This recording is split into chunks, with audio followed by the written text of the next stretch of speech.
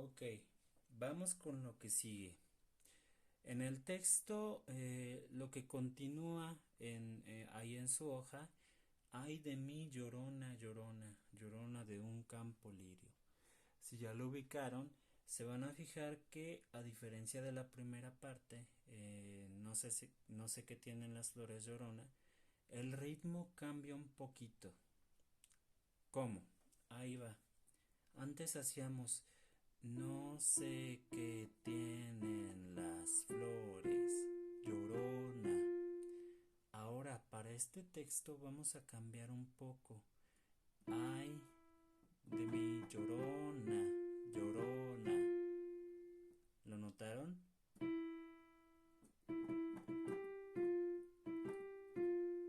Bueno, ojo ahí. La rítmica cambia un poco, pero las notas siguen siendo las mismas, así que la entonación no cambia. Es la forma en que la entonamos, el ritmo, ¿de acuerdo? Ay, ay, de mi llorona, llorona. ¿De acuerdo? Ay, de mi llorona, llorona, llorona de un campo lirio. Una vez más. Ay, de mi llorona, llorona, llorona de un campo lirio. ¿Lo intentan ustedes?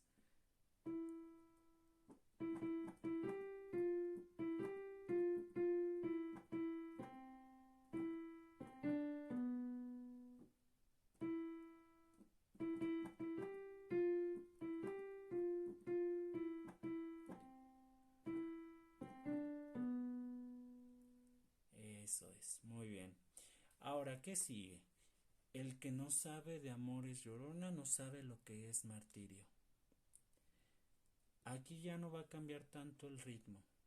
El que no sabe de amores llorona no sabe lo que es martirio. Otra vez, fíjense cómo van las sílabas. El que no sabe de amores llorona no sabe lo que es martirio. Ahora, ¿cómo va entonado?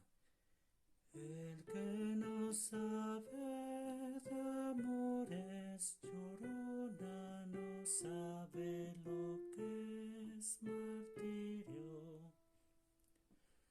El que no sabe de amores llorona no sabe lo que es martirio.